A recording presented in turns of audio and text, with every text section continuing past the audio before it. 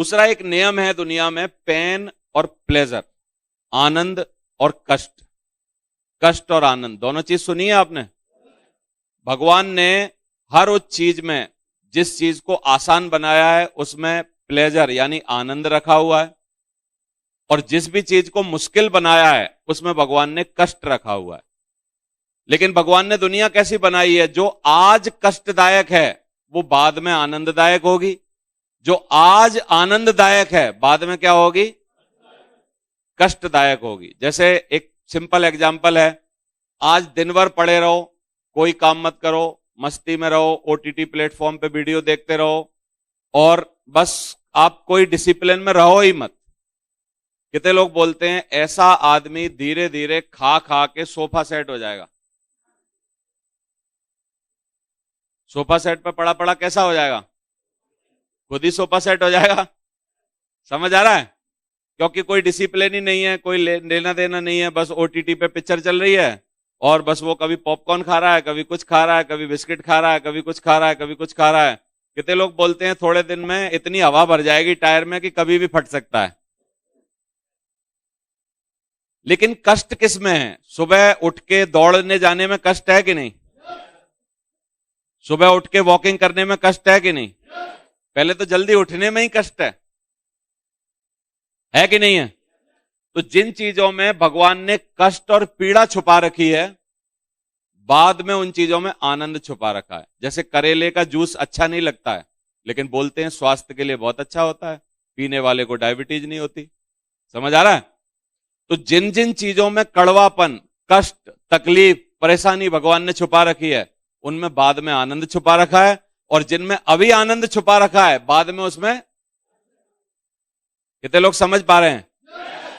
तो जिन चीजों को आज आपको करने में दुख हो रहा है, प्लान दिखाने में दुख होता है, इनविटेशन करने में दुख होता है, हर मीटिंग में आने में दुख होता है, डिसिप्लिन में रहने में दुख होता है, सुबह पैनल पे जुड़ने में दुख होता है, जिन जिन चीजों में दुख है ना, उन्हीं चीजों में आगे जाके मजा भी छुपा हुआ है। और जिन मजों को आप, छोटे छोटे मजों को आप अभी ले रहे हो, उन मजों में आगे आके दुख छुपा हुआ है, यदि आप ढंग से देखना चाहें तो।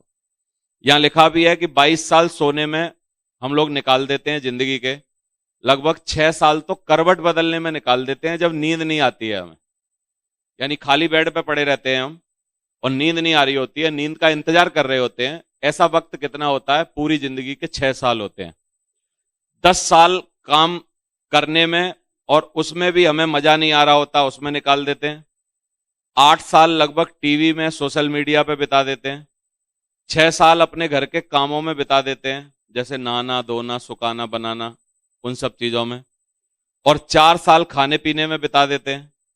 5 साल कुछ सीखने में, और 5 साल शॉपिंग करने में और घूमने फिरने में बिता देते हैं।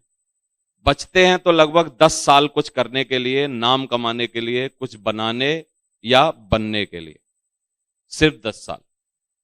और ये कौन सा गोल्डन पीरियड होता है जिसमें ज्यादातर लोग जिंदगियां बदलते हैं? वो पूछो मेरे से, कौन सा? 28 साल से लेके 38 साल की उम्र तक ज्यादातर लोग अपनी जिंदगियां बनाते हैं। पूरे वर्ल्ड में ये फेमस हो चुका है कि 28 से 38 के बीच में ज्यादातर लोग सफल होते हैं। जितने लोग सफल होते हैं उनकी फाउंडेशन जो बनती है वो 28 से 38 के बीच में बनती है। कितना? 28 से 38 के बीच में। यदि आप ये समय पार कर चुके हो तो फिर आपसे गलती हुई है, इस बीच में बनाई क्यों नहीं? तो इसलिए आगे के वक्त में यदि आप हो तो उसमें बनाने की कोशिश करिए। 10 साल आपकी जिंदगी में बहुत ही इंपॉर्टेंट है। इन्हीं 10 साल पर आपका भविष्य निर्भर है, इन्हीं 10 सालों पर आपका आगे का समय निर्भर है, इन्हीं 10 सालों पर आपका बुढ़ापा निर्भर है, इन्हीं 10 सालों में आपका वक्त निर्भर है। इन्हीं 10 सालों में ये छुपा है कि आप बेटे से गालियां खाओगे या जो आपका बेटा होगा वो आपको कुछ दे ना दे इसकी आप शिकायत करोगे या क्या करोगे। इन 10 सालों में ये छुपा हुआ है।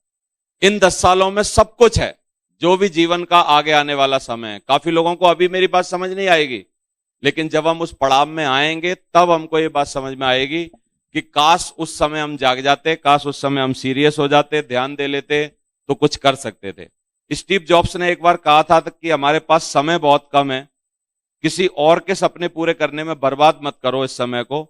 समाधि का पत्थर एक साइड में लिखा होता है जन्म, दूसरी तरफ लिखी होती है मौत की सन, एक तरफ लिखी होती है जन्म की सन, और बीच में एक लाइन होती है, वही है आपका समय। वही आपका समय है। जो बीच की लाइन है ना, वो सबकी डिसाइडेड है। जन्म सबका हो चुका है और मौत की डेट बोलो सबकी डिसाइडेड है कि नहीं? वो जो बीच में लाइन है ब्लैंक, वो क्या है? हमारा हमारा जीवन है। वो वही है हमारी लाइफ। उसी में हम लोग एंजॉय कर सकते हैं, उसी में हम लोग मजे ले सकते हैं, उसी में हम लोग सारी चीजें पा सकते हैं जो हमको पानी है। लेकिन उसको दूसरे के लिए नौकरी करके, फालतू चीजों में लगा के, फालतू बर्बाद करके आप चाहो तो उसको बर्बाद कर सकते हो।